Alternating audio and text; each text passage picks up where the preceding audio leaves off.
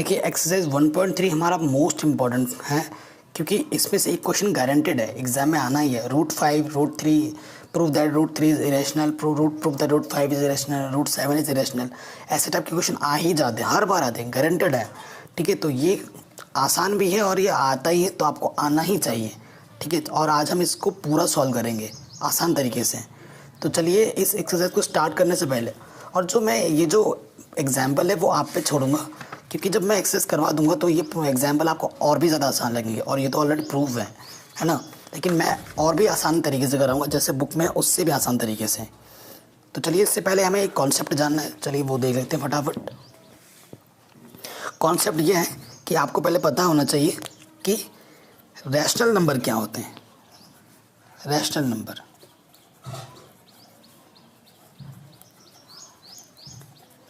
क्या आपको इसके बारे में पता है रैशनल नंबर क्या होते हैं?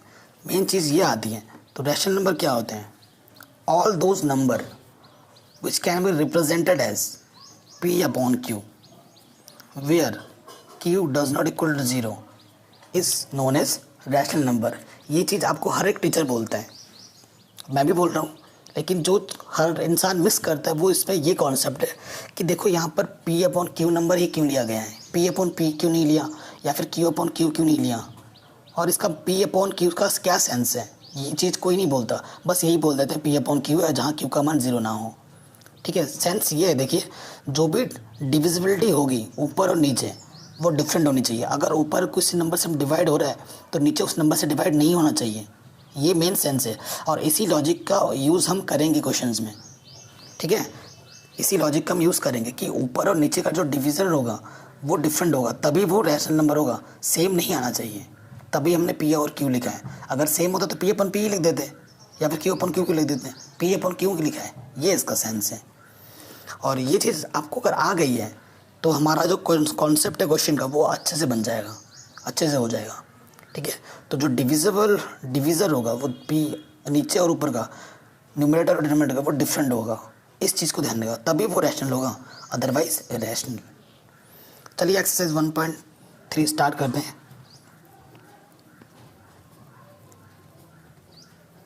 एक्सरसाइज 1.3, तो चलिए अब एक्सरसाइज 1.3 स्टार्ट करते हैं। 1.3 बहुत ज़्यादा इंपॉर्टेंट है। ठीक है, 1.3 पे एक क्वेश्चन आना निश्चित है एग्जाम में, बोर्ड में, ये गारंटी देता हूँ मैं इसकी।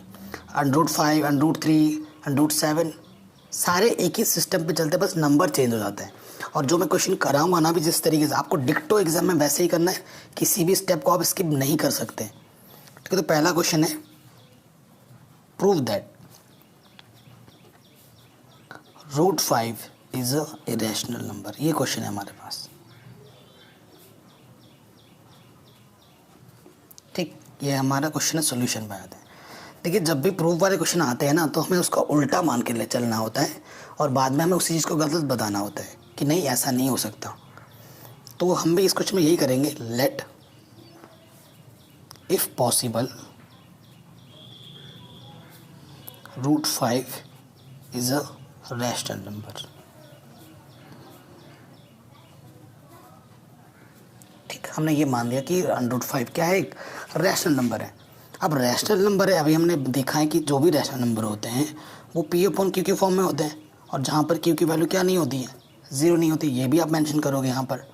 और किसी के भी अपॉन में हम 1 लिख सकते हैं, तो क्रॉस मल्टीप्लाई कर दोगे, यहाँ से P1 = 1 और यहाँ से √5 Q आ जाएगा।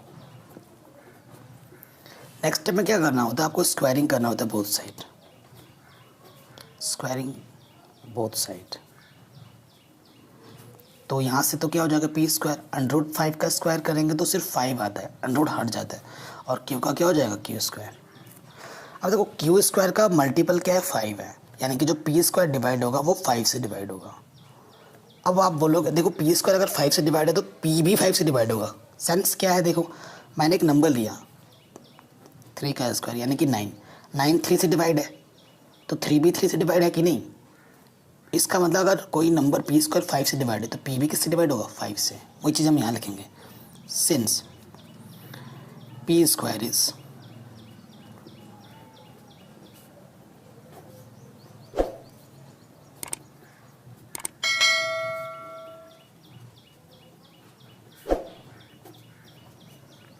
ठीक है, p is also divided by 5। यहाँ तक हो गया। और पी स्क्वायर को यहाँ पर हमने इक्वेशन 1 भी लेट कर लिया। अब इसकी ज़रूरत पड़ेगी नेक्स्ट स्टेप में आपको क्या करना है, नेक्स्ट लेट। अब आपको क्या करना होता है, p को क्या लेट करना है, यहाँ पर क्या √5 है ना, जो भी नंबर दे रखा होगा अंडरूट के उसके अंदर वाला लेते हैं p, 5 वाला लेट कर लेंगे। ये प्रोसेस है। कोई दूसरा नंबर होता तो दूसरा नंबर लेट करते, 7 होता तो 7 लेट कर लेते। तो फिर से क्या करना है, स्क्वायर करना है, स्क्वायरिंग बोथ साइड। तो यहाँ से क्या हो जाएगा, पी स्क्वायर, 5 का वर्ग क्या हो जाएगा 25 आर स्क्वायर। और पी स्क्वायर की वैल्यू हमें इक्वेशन फर्स्ट से पता ही है, 5 क्यू स्क्वायर रख देंगे यहाँ पर फ्रॉम फर्स्ट। तो यहाँ से क्या आ जाएगा 5 q square equals to 25 r square. तो 5 से कट जाएगा, 25/5 हो जाएगा, आर काटेंगे तो 5 आ जाएगा, क्यू स्क्वायर इक्वल्स टू क्या होता है 5 आर स्क्वायर हो जाएगा। तो यहाँ पर भी क्या आ गया 5। ठीक, तो आप क्या लिखोगे, since Q square is divided by 5 therefore Q is also divided by 5। अब मैंने स्टार्टिंग में डेफिनेशन में बताया था, जो पी और क्यू का सेंस होता है वो दोनों डिफरेंट डिविजिबल होने चाहिए, लेकिन पी भी यहाँ पर 5 से डिवाइड हो रहा है, क्यू भी यहाँ पर 5 से डिवाइड हो रहा है, सेम डिविजिबल आ जा रहे हैं, जो कि हमारे कॉन्सेप्ट की बिल्कुल अगेंस्ट जा रहे हैं। तो इट मीन्स हमने जो माना है कि √5 एक रैशनल नंबर है वो गलत हो जाएगा। ठीक है, तो वो अब आपको नेक्स्ट स्टेप में क्या लिखना है, since P and Q both divided by 5 which is against our hypothesis। ठीक है, it implies √5 is a irrational number।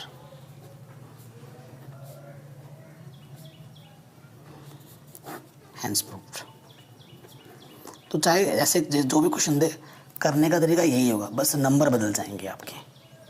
तो आई होप ये क्वेश्चन आपको समझ में ज़रूर आ गया होगा। ये इंपॉर्टेंट क्वेश्चन है, एग्जाम में आता ही आता है। अब आ जाता है नेक्स्ट क्वेश्चन पे, इस टाइप के क्वेश्चन को प्रूव कैसे किया जाता है।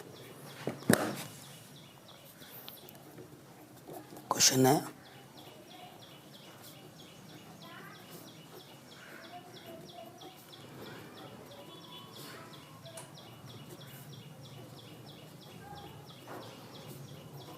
ये है, प्रूव दैट करना है हमें कि ये एक रैशनल है। तो वही काम, if possible let 3 + 2 √5 is rational. अब रैशनल है तो इसका मतलब है ये किस रूप में लिखा जाएगा, P/Q के रूप में लिखा जाएगा, जहाँ पर Q की वैल्यू क्या ना हो, 0 ना हो। इसके अपॉन में कुछ नहीं है तो 1 है। ठीक है, और बेसिक रिजल्ट हम जो जानते हैं उसका हम वो यूज़ करते रहेंगे। ये चीज़ हो गई। अब आप क्या लिखोगे, क्रॉस मल्टीप्लाई करोगे। तो देखो क्रॉस मल्टीप्लाई भी नहीं करना है, सिंपल सा फंडा ये रखो कि सिर्फ रूट को एक तरफ रखना है, बाकी सारे नंबर को एक तरफ लाना है। ये चीज़ है हमारे पास। ये 3+ का इधर आके क्या हो जाएगा, माइनस का।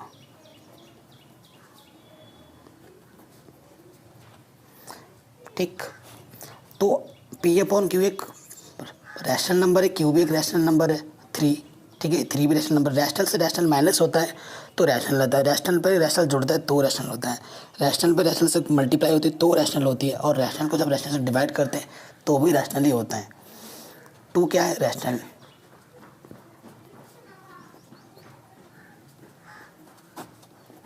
तो ये पूरा नंबर रैशनल है, ये भी रैशनल है, रैशनल को रैशनल डिवाइड कर रहा है तो रैशनल रहेगा। इक्वल टू क्या है, इधर के √5 ये रैशनल। यहाँ से इक्वेशन मानो, देखो एक तरफ है रैशनल और एक तरफ है इरेशनल और बीच में आ रहा है इक्वल। क्या ये पॉसिबल है, पॉसिबल है? ये नहीं पॉसिबल है। तो जो हमने माना है कि ये एक रैशनल है वो गलत हो जाएगा, हैंस इसको इरेशनल ही होना पड़ेगा। ठीक, तो आप लिखेंगे कैसे एग्जाम में, ऐसे लिखना है, since we know √5 is a irrational number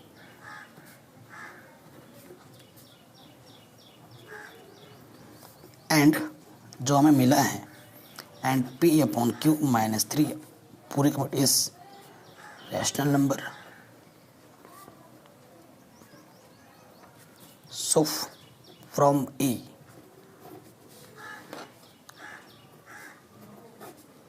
तो ये चीज़ आपस में कभी बराबर हो ही नहीं सकती। ये बोल देंगे देयरफॉर, आप क्या लिखेंगे, therefore 3 + 2√5 is a irrational number. और ये तो बल्कि और आसान था, प्रूफ हो गया, हेंस प्रूफ। तो ये भी आ गया होगा आपको, ठीक है। ऐसे क्वेश्चन को आपको ऐसे टैकल करना है कि रूट को एक तरफ ही रखना है, बाकी सारे नंबर्स को एक तरफ, ठीक। तो ये चीज़ भी हो गई। अब हम आते हैं नेक्स्ट क्वेश्चन पे। इस देखो थर्ड वाला क्वेश्चन तो आप इसी लॉजिक से कर लेंगे, है ना। जो थर्ड वाला क्वेश्चन है आप इसी लॉजिक से कर लेंगे जैसे अभी मैंने किया, ठीक। और फर्स्ट और सेकंड में करके दिखाता हूँ, या फिर मैं चलो तीनों ही कर देता हूँ। थर्ड का 1, इन सबको प्रूफ करना है इरेशनल। पहला 1/√2, ठीक है। मैं सिंपल लॉजिक से करूँगा। देखो सबसे पहले क्या लेट करोगे, लेट 1/√2 इज रैशनल नंबर। अब रैशनल है तो इस रूप में लिखा जाएगा 1/√2 दैट इज 1/PQ, और जहाँ पर Q की वैल्यू क्या ना है, 0 नहीं है, ठीक है। ये चीज़ हो गई। अब रैशनल को हम उलट पलट सकते हैं। अगर 1/2 रैशनल नंबर तो 2/1 भी रैशनल ही होगा, तो रेसिप्रोकल कर दो, रेसिप्रोकल कर दो। मैं शॉर्ट तरीके से सिखा रहा हूँ, सिंपल वे में। तो √2/1 हो जाएगा और ये Q/P हो जाएगा। और इधर क्या है, √2 हो जाएगा, किसी को भी 1 से डिवाइड करो वही रहता है, और ये Q/P हो जाएगा। Q/P हमारा क्या है, एक रैशनल है। √2 क्या हमारा एक इरेशनल है। तो फिर से वही चीज़ आ गई ना, जैसे अब हमने लिखा था, तो वही लिख देना है आपको, सिंस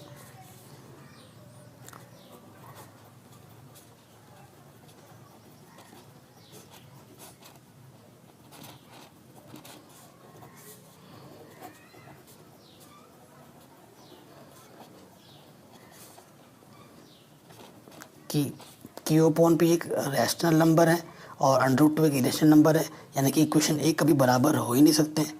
इट सिंप्लाइज √2 कभी भी बराबर नहीं होगा Q/P के। सो 1/√2 इस क्या आप बोल देंगे, इरेशनल नंबर।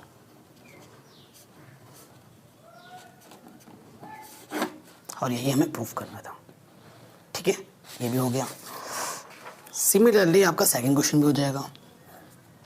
लैंग्वेज तो वही है, मैं डायरेक्ट करके दिखा दे रहा हूँ। लैंग्वेज आपको वही लिखनी है।